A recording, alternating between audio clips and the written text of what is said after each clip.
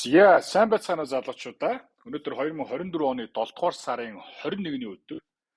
Сайн байцгаана залуучуудаа. Өнөөдөр 2019 оны гэж анх удаа 19 онд л бичлэг хийж, market overview хийж залуучуудад зааж зөвлөж ирснээс хойш ингээд 5 жилийн хугацаар өнгөрсөн байна. Тэгээд бүгдд нь одоо сайхан наадмын минь улс тунхагласны баяраа сайхан тэмдэглээд за тэгээ амралт зугаалга чөлөө цаг ерөнхийдөө дуусаад хөдөө гадуур яваад ирсэн байх гэж найдаж байна. За миний хувьд ч гэсэндээ ер нь энэ 7 хоногийн market overview-гээс эхлээд market overview-г 7 хоног болгоо оруулна. За тэгээд мөн 7 хоногийн дундуур бас сонирхолтой харагдсан хослолууд, за мөн дүүн шинжилгээнүүдийг бол оруулж байх болно. Арай нэг идэвхтэй ажиллана гэсэн үг. Хэдүүлээ одоо энэ 2024 оны төгсгөл одоо энэ чинь 8, 9, 10, 11, 12 гээл нэг 5 сарын хугацаа байна шүү дээ. Энэ 5 сарын хугацаанд нэлээд бас идэвхтэй байж үр бүтээлтэй дуусгая гэсэн саналтай байна. Окей. За тэгээд дүн шинжилгээ рүү орцгоё. Өмнөх market overview-гээс хойш бол алтан дээр их одоо галзуу хөдөлгөөн орж ирсэн. За мөн 7 хоногийг бас их галзуу дуусгалаа. 7 хоногийн графикийг харах юм бол маш урт зүү дээрээ татсан ийм candlestick бол ерөөхдөө хаагдлаа. За тэгээд одоо энэ чинь 7 хоногийн эцэс рүү орж ирж байгаа. Нэг сарын candle бол хаагдана. Би нөгөө нэг өнгөрсөн market overview-нээр танаас хэлээдсэн шүү дээ. Gold-ийн нэг сарын candlestick-уудын хаалт их муухай юм. Дээрээ урт зүйтэй юм bearish байдлаар хаагдаад байна. Тийм учраас өсөлт ирсэн ч гэсэндээ жоохон эсэргүүцэлтэй тулгарах. За мөн цаашлаад уналт ирж магадгүй ийм дүр зураг харагдаад байна гэдгийг хэлжсэн те. Тэгээд ямар ч байсан нэг сарын candlestick бол яг өмнөх сар шигээ ингэж ийм болж эхэлж байна. За тэгээд өнгөрсөн 7 хоногийн candlestick бол нэлээд урт зүйтэй ийм rejection candlestick бол хаагдсан. За өмнөх 7 хоногудад иймэрхүү candlestick-ууд хаагдахад бол ерөнхийдөө тодорхой хэмжээний уналт орж ирж исэн. Тодорхой хэмжээний уналт орж ирж исэн. За мөн бас тодорхой хэмжээний уналтууд орж ирж исэн. Ийм зүйлүүд бол болж байжээ. За энд ч гэсэндээ. За энд бол яг special circumstance нэг дээрээ зүйтэй хаагдчихаа дараагийн 7 хоногт өсчөөд тэгээд буцаад доошоо унж исэн юм тохиолдлууд бий болж исэн байна. Тэгэхээр дараагийн 7 хоног юу бид нарт авчрах нь харж бай. За техник дүн шинжилгээний үүднээс бид нар алтыг авч үзэх юм бол маш bullish хിവэрэ байгаа. Bullish хിവэрэ байгаа. Биднэрт энэ уналт орж ирэх гэж байна ч юм эсвэл уналт явна гэсэн ямар ч confirmation баталгаа одоогийн байдлаар ерөөсөө байхгүй байгаа шүү. Яагаад вэ? Бүгдээрээ 17 оноос хойш 16 оноос хойш бүр ингээл харъя л та тий. Дандаа яаж вэ?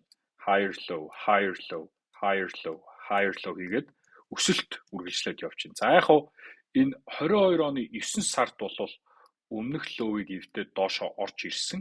Гэхдээ төд удалгүй шууд double bottom болоод дэше өсөөд гараад ирсэн. Гарч ирэхдээ маш цэвэрхэн энэ bullish pattern-аас бол дэше гарч ирсэн. Тэгээд энэ үед бас MOT одоо Telegram channel гэж байсан. Тэгээд яг дүн шинжилгээ өгөө за эндээс long орё гэж залуучуудтай харилцаж орж ирсэн бол одоо саяхан мэд санагч байна. Гэтэл энэ одоо ингээд бараг 2 жилийн өмнө болсон байна шүү дээ. За тэгээд энэ цагаас хойш бол энэ ингээд gold 1600 дээр bottom хийсэн. 22 оны 10 сар. За 11 сарын 2 гэж байна те хамгийн сүүлийн энэ ханш. За тэгээ энэс цааш бол дахиад higher low хийсэн. Өмнөх төвшнөөс илүү дээгүүр доод төвшин тийм ээ.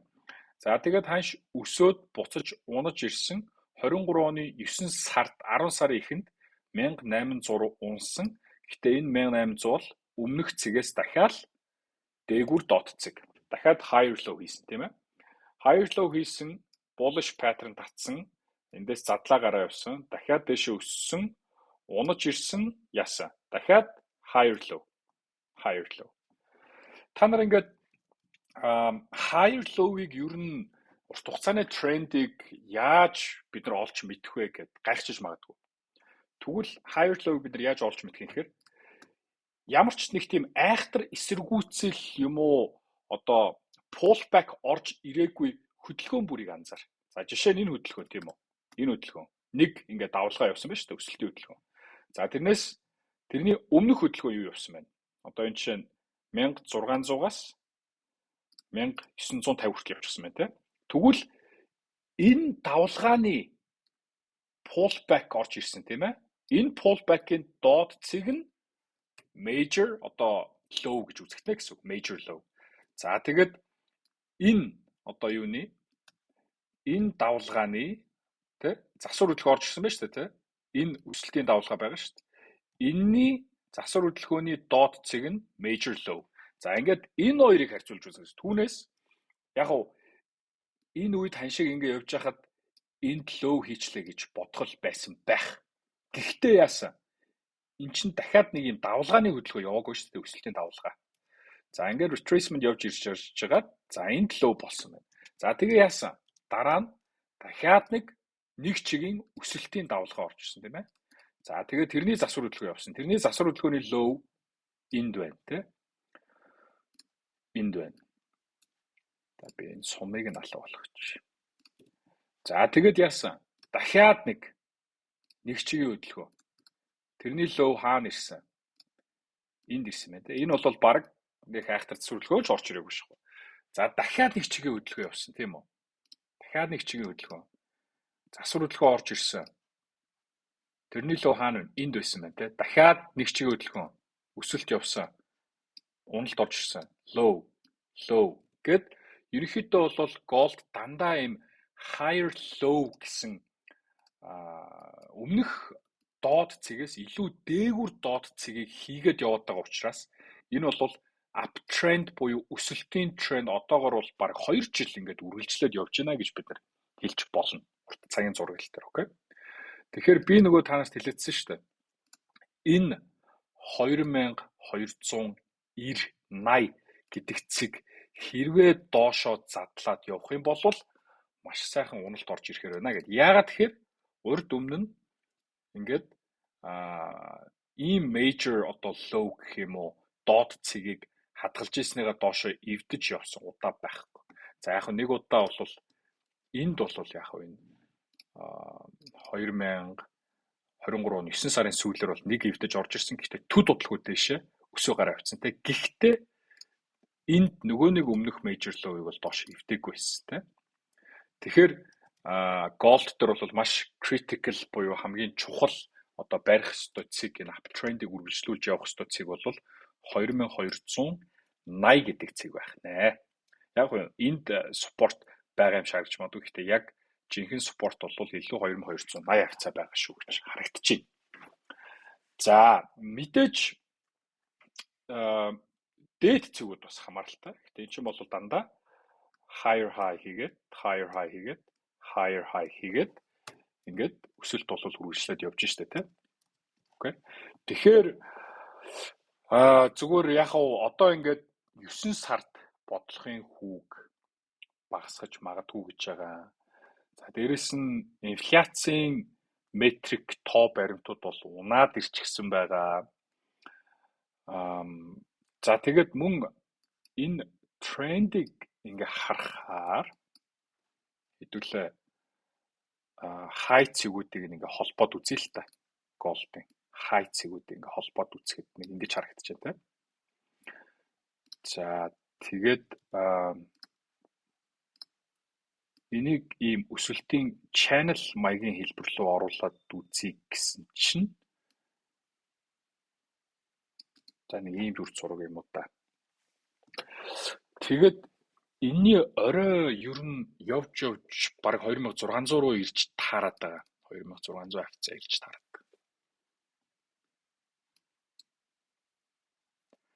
Илүү доод цэг гэхээс илүү тийм дээд цэгүүдийн холбоод үзэх. Тэгээд алтны энэ их higher high хийж байгаа байдлыг бас аваад үзэхээр дахин higher high хийгээд яваад тах боломжтой харагдав. Боломжтой. Тэгэхээр доллар индексийг бодсон ч тэр инфляцийн метрикүүдийг харсан ч тэр. За тэгээд дараа 7 хоногт нэг инфляцийн мэдээ гарна. Тэр нь ямар мэдээ гарах вэ гэхээр та нар мэдээнүүдээ MOFTForex.com руу ороод for clients гэсэн хэсэг дээр economic calendar гэж байгаа тийм. Энийг сонгоод харж болно. За тэгээд цагаа тохируулаад GMT 8 дээр байгаа аль хэдийн Тэгээд дараагийн 7 хоногийн мэдээнүүд юу ээж болох вэ? За фильтртэд 3 бухтайг нь сонгоод энэ бол илүү зах зээлд нөлөө үзүүлэх мэдээ гэсэн үг шүү дээ. За ингээ харах юм бол дараагийн 7 хоногт ийм олон мэдээнүүд бол байх нэ. За хамгийн чухал мэдээ нь юу вэ гэхээр энэ дараагийн 7 хоногийн 5 дахь өдөр гарах Core PCE Price Index гэж тэ. Энүүгээр бид нар яг нөгөө төв банк чинь жинхэнэ инфляцийг бол хэмжээд байдаг гэсэн тийм ээ. Хэмжээд. Тэгэхээр энэ бол хүлээлтээс баг гарч иж нөгөө инфляц багасж байна. Төв банк бодлогын үгээ хасна. За тэгээд цаашлаад доллар индекс унана, голд өснө гэсэн энэ дүн шинжилгээ бол явах ёстой. Тэгэхээр зүгээр өнгөрсөн 7 хоногийн эцэс рүү орж ирсэн энэ уналт бол за нэг тийм сүйттэй яг фундаментал буюу суур нөхцөл шалтгаанаас болоод нэг тийм унсан зүйл гэж бол надад зүгээр харагдахгүй байгаа. Илүү зүгээр pullback, голд ч мөр амар хүчтэй өсөөл явцсан шүү дээ. Тэгэхээр илүү зүгээр pullback-ийн хэмжээний л юм болов уу гэж харагдаад байгаа. За тэгээд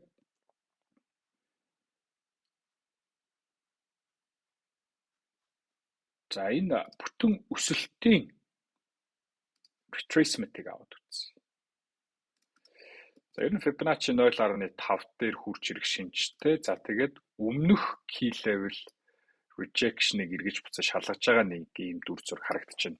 Тэгэхээр gold ер нь бол эх 7 хоногт ямар байдлаар явах уу гэдэг бол эндээс бол маш энгийн бөгөөд ойлгомжтой харагдаж байна.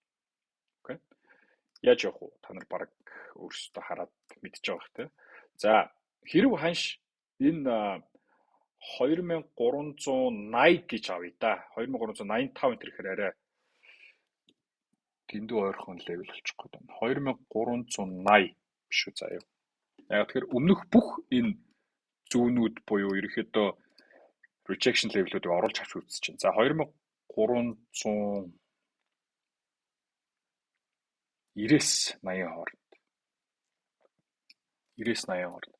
За хэрв ханш 2380-аас 90 хооронд энэ төвшин дээр support аваад энийг доошо нэг нэвтлэхгүй байвал ер нь бол буцаад өсөөд дахиад higher high хийгээд дахиад all time high-ыг эвдэх боломж бол бүрдэнэ.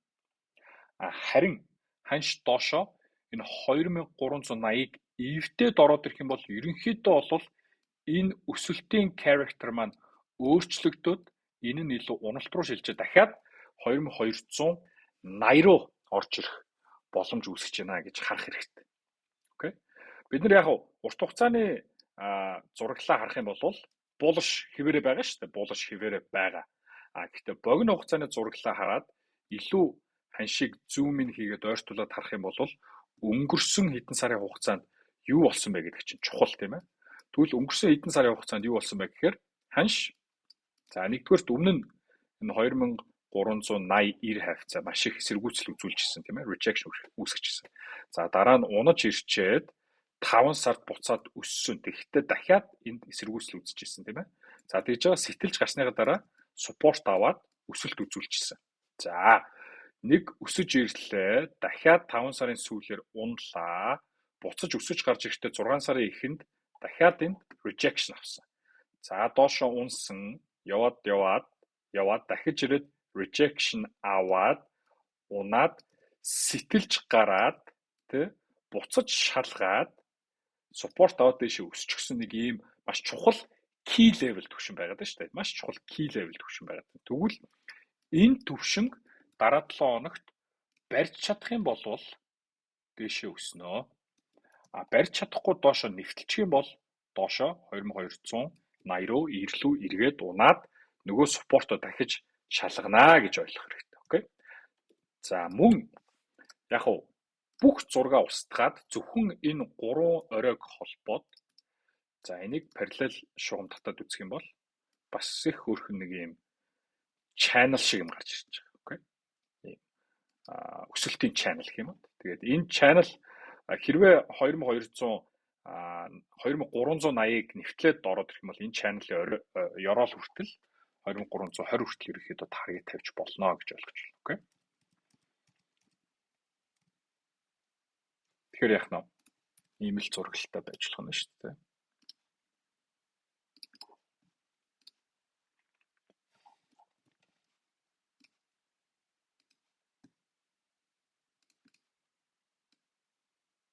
За ер нь бол энэ яг channel-ийн баг midline энд явж байна гэж та нар ойлгож байна шүү дээ.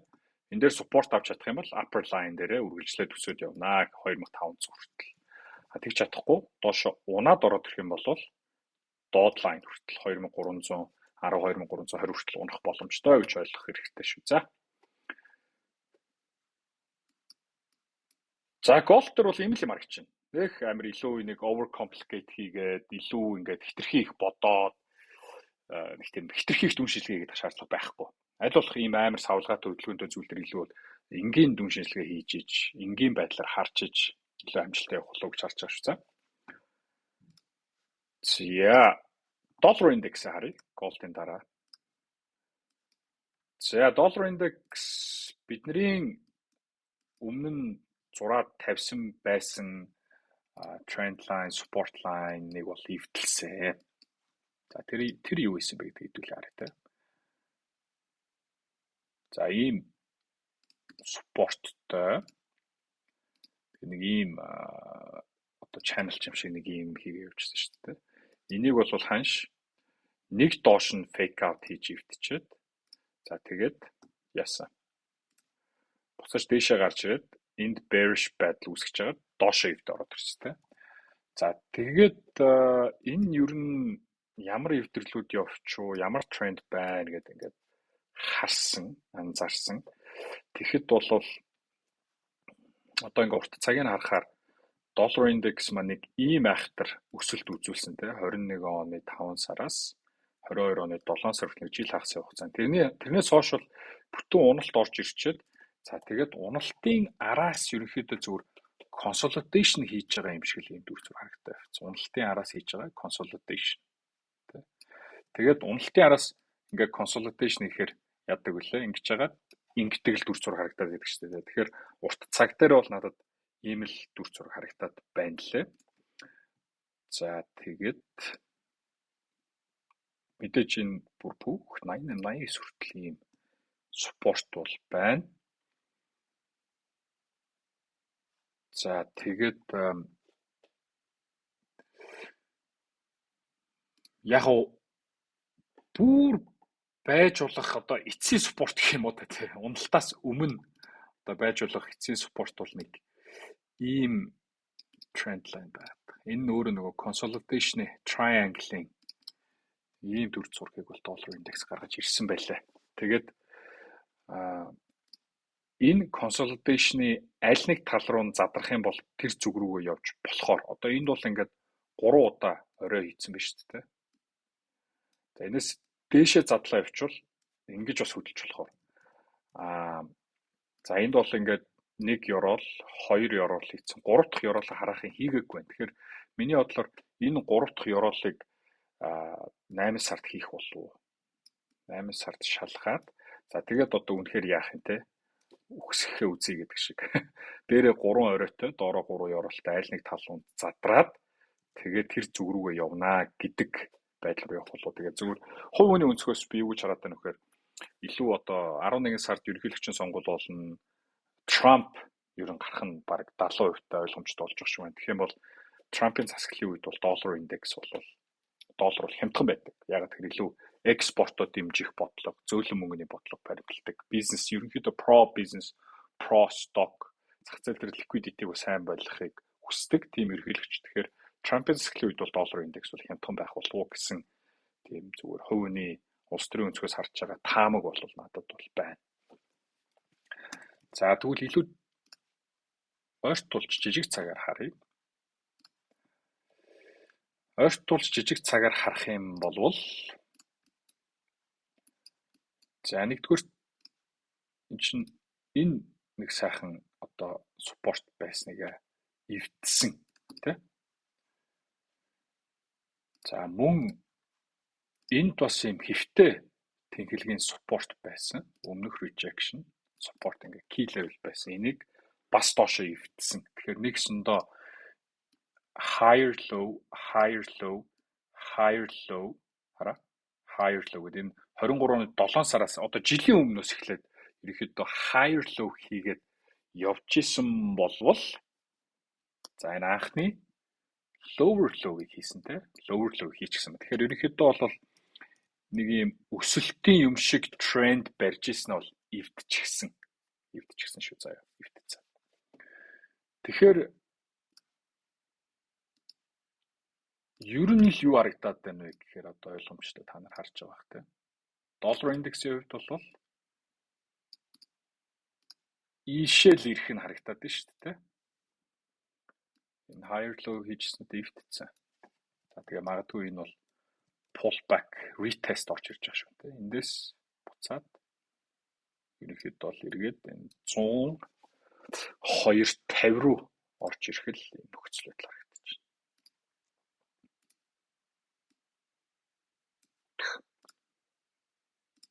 Өөр гарц байхгүй гэж тэр.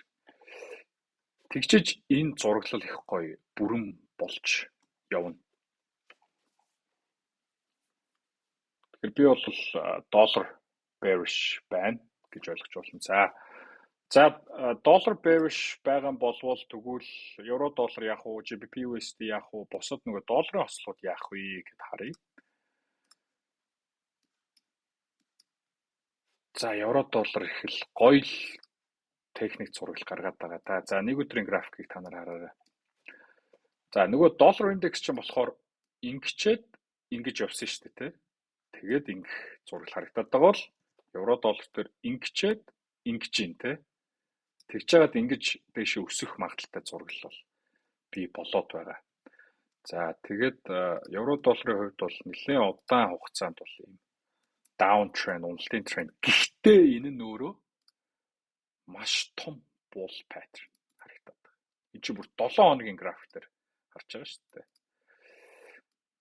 Ийм айхтар бас bullish pattern харагдж байгаа. Маш урт хугацаагаар. За илүү богино хугацаагаар нэг өдрийн график, богино хугацаач явах те илүү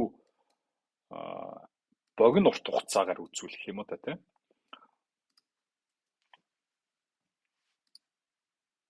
Энэ евролууд холбоос за нэг ийм одоо channel байна. Тийм үү? За энэ channel-ийн доод цэгүүдийг шалгачихсан. За шалгаад дээш өсөж гарч consolidation хийж байгаа. Эндээс одоо дээшээ дахиад энэ channel-ийн дээд цэг рүү л явах зураг харагдаад. Тэгэхээр ийшээ явах боломжтой биш. Доллар индекс маань унаж эхлэх юм бол тийм. Нөгөө харж байгаагаар унах юм бол ер нь евро доллар 1.18 хүртэл явах боломж байна гэж харагдаж байна. За тэгээд сүүлийн ер нь баг 6 сарын турш ер нь энэ consolidation байсан байх шүү. За илүү богино цаг руу шилжүүлж харъя. Илүү technical байдлыг харъя гэвэл 4 цагийн график дээр юу харагдаж байна вэ гэхээр за энд нэх гоё унаж явж байгаа тий. Тэгээ энэ их цэвэрхэн bullish pattern болоод дээшээ цэцлэг гараад ирсэн. За сүүлийн үед юу хийсэн бэ гэхээр энэ хараа. Гоё задрал хийсэн байна.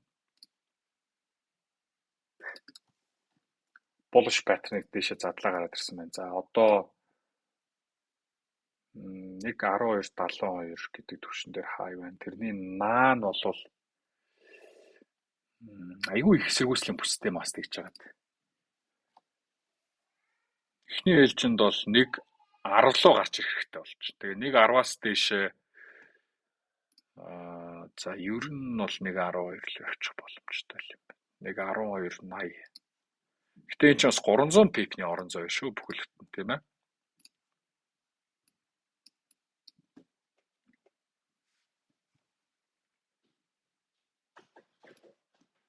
Миний охин аав нь завгүй байна. Аав нь бичлэг хийж гин.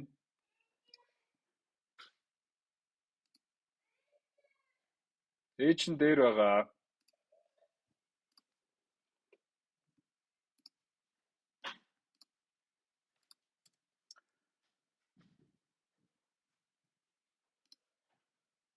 За тэгээ энд бол сайн нэг 7 хоногийн төгсгөл рүү нэг юм эсэргүүцэл үзүүлсэн байна. За тэгэхээр унлаа гэхэд хаачих уу гэд харахаар энэ өсөлтийн трендийг хэмжиж үзээд эндээс retracement харж болно. За энэний retracement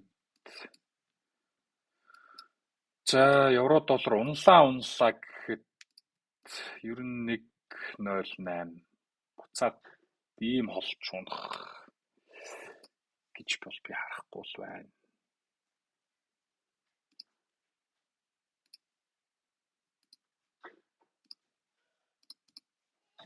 За ер нь бол эндээс support аваад дээшээ өсөх дүр зураг харагдаж байна гэж ойлгож байна.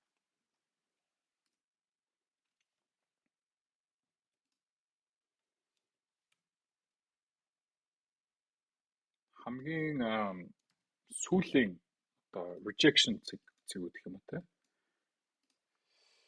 Одоо 6 сарын rejection, за 4 сарын rejection гэдэг сүүлийн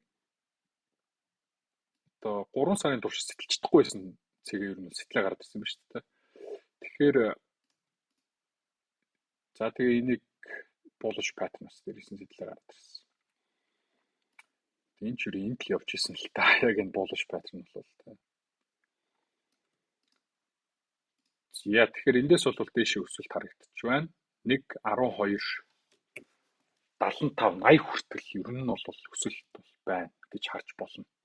Долларын индекс бол ялангуяа түрүүн миний хэлжсэн цэгээс эсэргүүцэл аваад доошоо уналт орж ирвэл евро доллар бол яг л эндээс өсөх байдалтай дүр зураг харагдаж байна. За GBP USD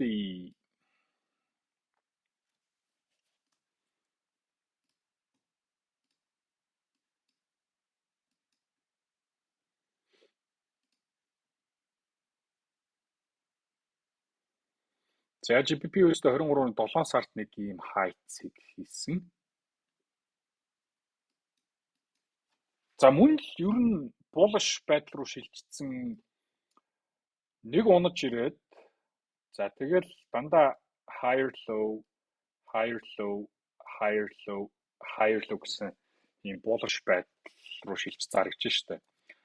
За бүр урт хугацааны ерөнхий level гэх юм бол 1.34 40 гэж гарч ирж байна. 1.34 40. За илүү бага цаг руу шилжүүлээд харуул. За GBP USD нөгөө нэг range-д яваад байснаа ер нь бол тэр range-ийг бол эвдчихсэн. Ямар range-д явуулсныг та нар мэдэж байна тийм. Нэг ийм range дотор л байгаадсэн. Тэрнээсээ бол ер нь бол ангижирч эвдэрсэн байна. Доошоо эвдчихэд дээшээ гарч ирээд за bullish pattern хийгээд эндээс шууд дээш өссөн нэг ийм байдалтай. За тэгээд өмнөх нөгөө rejection-уудыг бол дээш эвдээ гардсан тийм.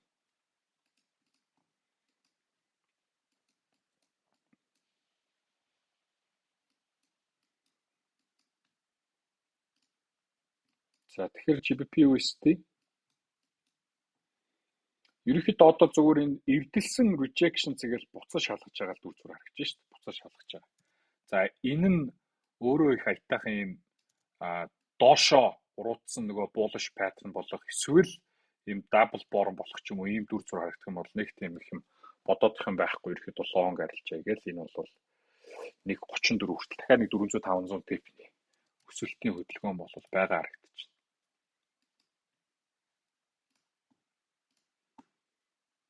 Нэг цагийн график дээр тавьж үзье. Одоо ер нь бол уналт ингээд нэг юм одоо танагдаж эхэлдэг шүү дээ тий. Тэгээ ингэж явж ирснаа дахиж нэг зүг татснаа гарч ирээд за нэг иймэрхүү дүр зураг харагдах юм бол ер нь long арилжаа хийгээд барихад бол асуудалгүй сайхан дээш өсөх хөдөлгөөн бол харагдаж байна. Энгийн одоо даавын хөдөлгөөн л дөө higher high хийгээд higher low хийгээд энэ bullish байдал бол үргэлжлээд өсөд явж байна гэж л харах хэрэгтэй.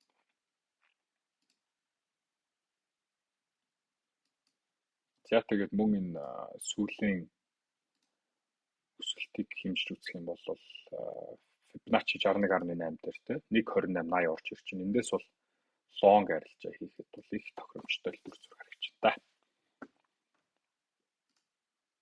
Энэ бол хөөхөн бүр swing арилжаач байж болох юм байна шүү дээ. Key level-ийн доор stop loss-о тавиад take profit бол 1.34 лөө гэд харж болохоор. Окей. За үргэлжлээд Aussie доллар юу болж байна? Nice. Бас яг адилхан дүр зурагтай.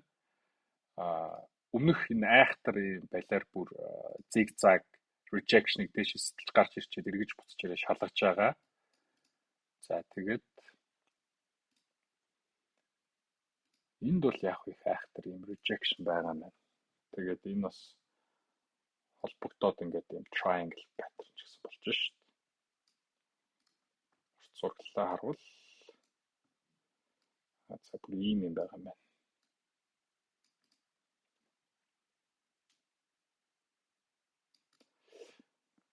Тэгэхээр эндээс бас дээшээ гараад ирлээ эвгүй шүү. Aussie доллар тий. Тэгээд дээшээ гарч ирэх юм бол бас нэлээ явж болохоор дүр зураг чинь. За энэ ч гэсэн муу ялгаагүй. Яг GBP USD-тэй адилхан дүр зураг харагч байна. Их балиар ийм ranging rejection-ээс дээшээ гарч ирсэн. Буцаж ирээ шалгалаа. За тэгээд хөрхөн bullish pattern баг хийгээд байгаа юм шүү.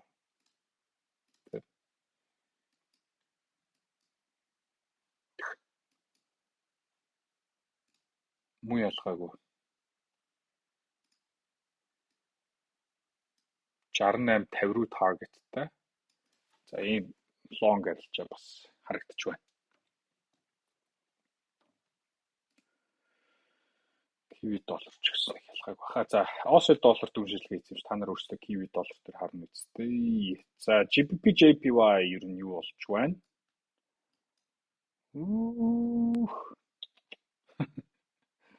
Энийг одоо бүр 180 байхад нарилж ирсэн гэх тэрнээс хойш одоо энэ ч хэдэн мянган пип үссэн юм бэ?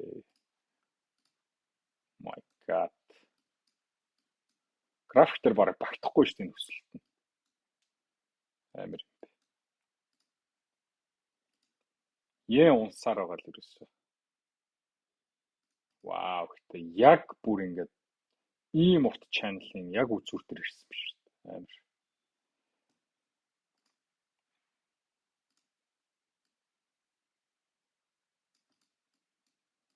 Ийм л дүр зурагтай байна л да. За урт хугацааны зурагт бол нэг ийм channel харагдаж байна. 20 оны 3 сараас хойш ингээд өсөөл явж байгаа. За жижиг цаг руу харъя.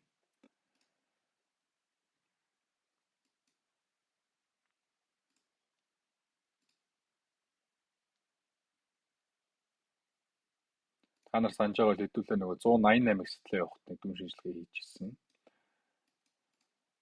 За тэгээд энэ ч одоо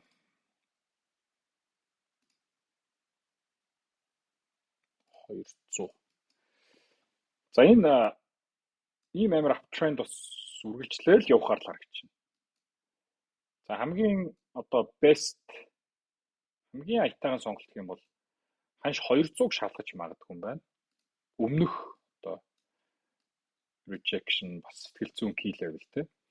Энийг ирж шалгаад за энэ нь өөрөө ийм хөөрхөн bullish pattern болох юм бол зүгээр үг дуугуулсан арилжаа. Энийг тэгэхээр та нар сайн анзаарах нь биш. Энэ өөрөө баг bullish pattern болж явж байгаа л харагдаж байна дөө. Ёроолтын холбохоор ийм гоё харагдаж шүү дээ. Энэ бол аюу гоё арилжаа болно. Ингэж орж ирээд за ингээд бол 7-800 пипний арилжаа. Болохоор шүү.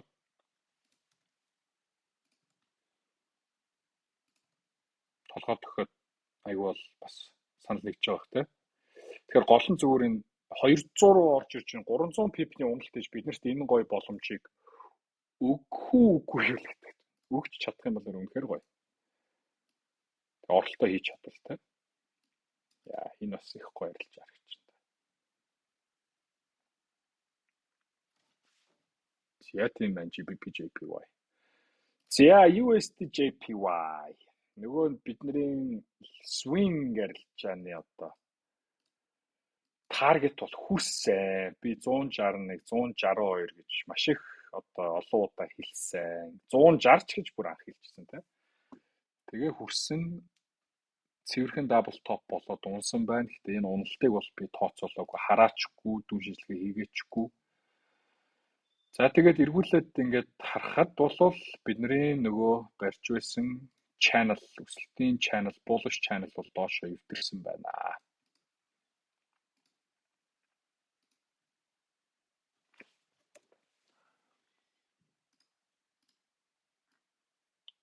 Ийм channel явж ирсэн шүү дээ. Энэ бол доошоо эвдэрсэн байна. Тренд эвдэрсэн байна. За одоо зүгээр ганц яг харах юм нь юу вэ гэхээр гэхдээ хэдий тренд лайн доошоо эвдэрсэн ч гэсэндээ тренд бол эвдрэг байгаа байхгүй. Өмнөх энэ higher low цэгүүд доошоо эвдэгдэж хаагдаггүй шүү дээ. Яг нь энэ нэг зүү орж ирсэн гэхдээ хаагаагүй байхгүй. Тэгэхээр бас дэшээ явж магадгүй дүр зураг. GBP JPY-тай адилхан дүр зураг харагдаж байна. Гэхдээ энэ бол арай экстрим юм аа. Нэг ийм паттерн комплит хийгээд тэгээд доошоо дахиад нэг явуучвал яах вэ? Гоё оролт байж болохоор байна те. 154.5-аас. Тэгвэл бас нэг ингэж явчих боломжтой. Гэхдээ энд higher low down байгаа. За яг л ингэж ирч чадвал бас perfect. Үнэхээр бас төгс оролт байж болохоор. Тэгээд дэше 160 руу дахиад. Тэгэхээр ер нь надад бол USD JPY, GBP JPY хоёр их сонирхолтой байна шүү. Ялангуяа Японы йен дээр савлгаа үүсээд эхэлсэн. Японы йений мэдээ за эх 7 хоногт л байхгүй. Тэрний дараагийн 7 хоногт байна үзье. 7 сарын 31-нд байгаа юм байна. Тэгэхээр 7 сарын 31 хүртэл бас юм сонирхолтой хөдөлгөөн хийж болохоор дүр зураг харагдаж байна. Энэ бол амар зураглал, мангар цэвэрхэн зураглал болох юм байна. Ийм лонг арилж явж болохоор шүү.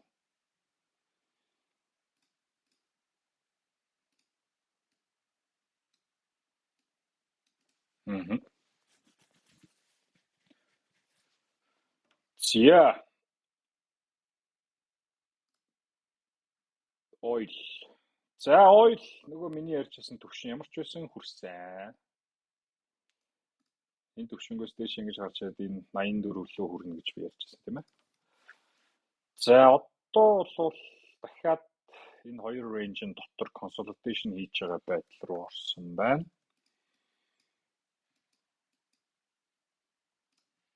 Урт хугацаагаар харахаар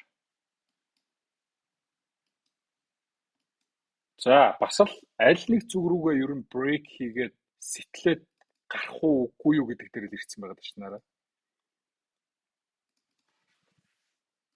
Ханшийн range ойрхон болж эхэлж байна. За тэгээд энэ triangle-аас гараад хаашаа явах вэ гэдэг ийм л шийдвэр гарах болсон байна. Тэгэхээр энийг бол аль нэг тийшээ задлтал нь бол арилжаа хийгээд юм яхаа. Миний бодлоор.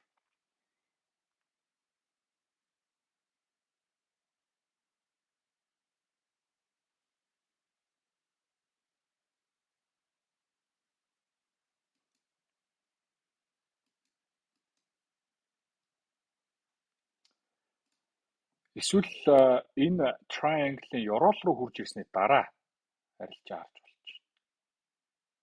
Тэ? Спорт авч явах юм бол лонг арилжаа харж болно.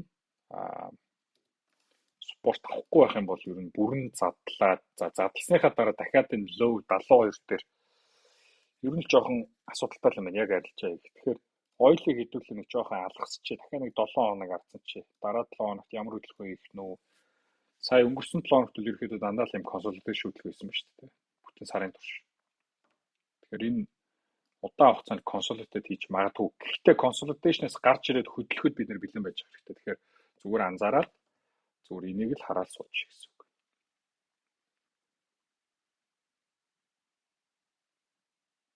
За индекс руу оръё. Nasdaq.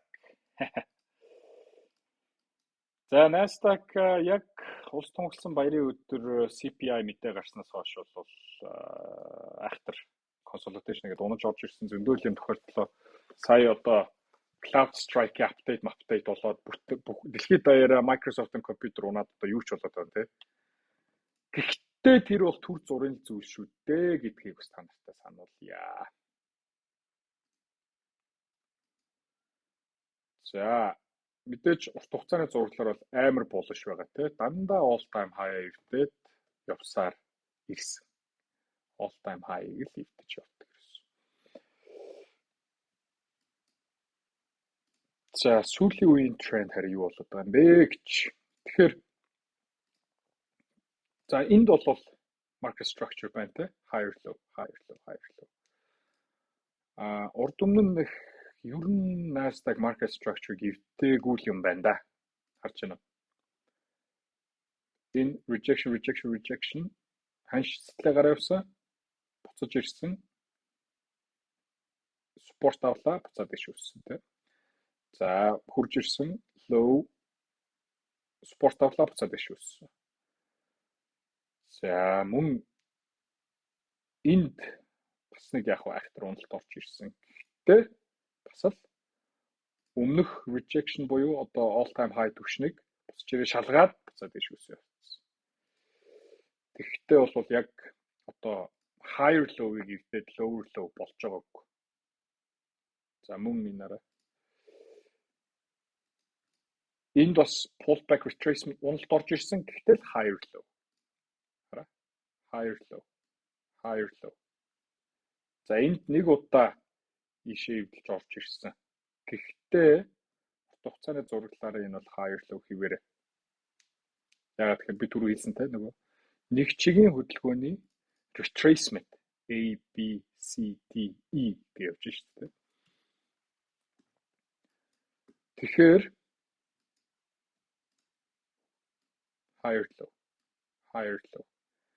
higher low энийг барьж чадах уу гэдэг л чухал байна тийм үү?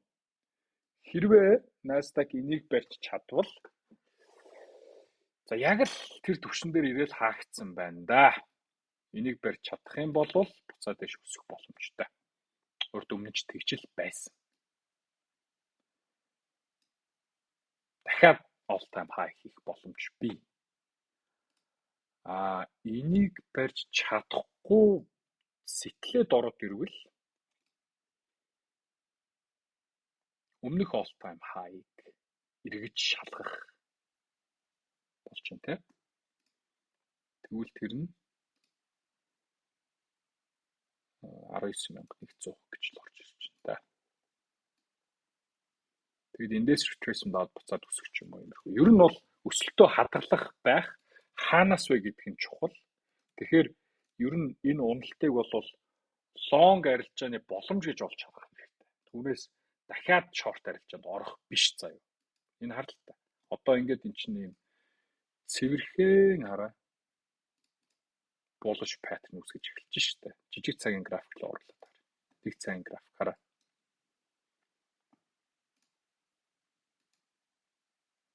Магадгүй яг bullish pattern-ыг ороолон төгсөөгүй байж болно. Гэхдээ энэ бол short арилжаанд орох цаг бол биш. Харин accumulate хийх цаг. Long арилжаанд орох цаг гэсэн үг. Окей.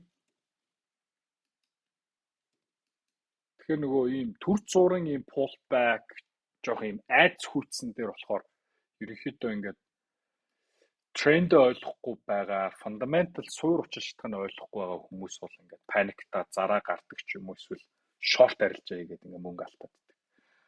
Илүү нөгөө тренд ойлгоод байгаа, fundamental суур нөхцөл байдлыг ойлгоод байгаа хүмүүс бол одоо бол авч эхэлдэг цаг болж байгаа шүү заяа. Окей. Тэгэхээр би бол Nasdaq-ыг бас ер нь их айтаахан өндөр risk to reward-тай long арилжаа байна гэж харагдав.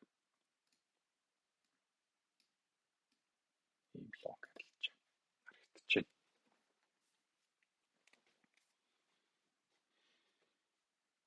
За Dow Jones-ийн хувьд Dow Jones маш сонирхолтой хөдөлгөөн хийсэн шүү.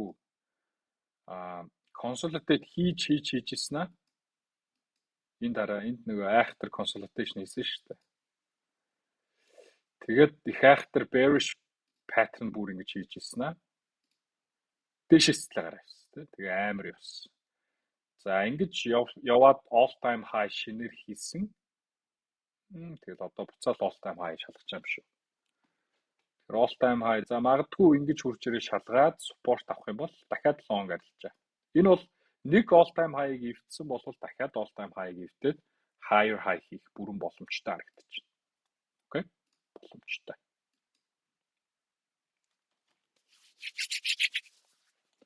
За эцэст нь биткойн, криптогийн талаар харъя. За биткойн маш гоё зураглалыг харуулж байгаа. Тэр юу вэ гэхээр амар том bullish pattern харагдаж байгаа. Нэрэ. За тэгээд энэ том consolidation яг урд өмнө нэгэд өсөөл consolidate хийгээл өсөөл consolidate хийгээл явж байсан шүү дээ. Энэ шиг ийм том consolidation зураглал за дээрээс нь ийм том bullish pattern урд өмнө л би хараагүй шүү. Энэ харалтаа.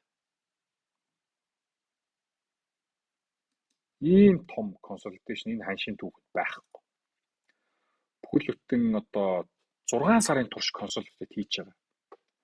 Урд өмнө крипто бол ийм өндөр ханшаа барьж чаддгүй л байсан л та. За жишээ нь өмнө 21 оны 10 сард өсөөд унаад 11 сард за дараа нь тэгээд 1 сар гэхэд бол 3 сарын дараа гэхэд бол аль хэдийн ингээ унчихсан.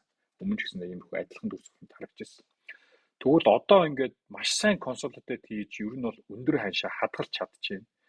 Энэ нь бас юуны илэрэл юм бэ гэхээр биткойн ETF гараад passive investment-үүд буюу хөдөлгөөнгүй мөнгүүд биткойноор их орж ирж байна. За тэгээд уналт болгоныг ер нь боломж гэж хямдрал гэж худалдаж авч байгаа маш их volume арилжааны одоо volume байна. За хэрвээ биткойн эндээс задраа гарах юм бол дараагийн зогсоол ер нь 85-90 мянга. Ийм амар bullish нөхцөл байдал харагдаж байгаа.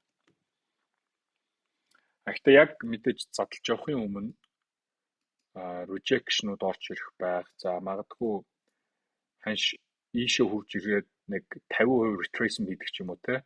Манипуляцийн хөдөлгөөнүүд орж ирэх байх.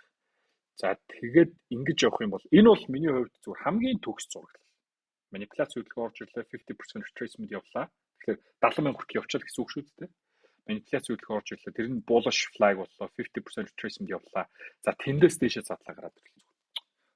Өстой тэнгэрийн шиг. Ийм гоё price action гарах юм бол шууд long арилж шүү заяа. Би энэ 54 дээр ууг нь long арилж орох гээд гэхдээ шунцсан юм аа. Өшөө жоохон баг ханш гэж шунцсан чинь яг ингээ харсан чинь хамгийн perfect ханш байсан баг. Би илүү бүр нөгөө 51,000 52,000 руу хараад жоохон шунцсан. Гэхдээ биткойн бол амар bullish байгаа. Энэ bullish байдал үргэлжлээд явах байх. Мэдээж тодорхой хэмжээний жижиг цагийн pullback-ууд бол орж үүсэхгүй. За одоо бол жишээ нэг цаг дээр бол ер нь volume байхгүй болоод уналт орж ирэх чадвар зур харагдчихна. Гэхдээ энэ уналт бол удаан үргэлжлэхгүй шүү дээ. За магадгүй энэ 66,200-ын доод liquidity рүү хамаж орж ирээд тэгээд буцаад дэше өсөх ийм л дүр зураг байна уу даалгаж харж байна.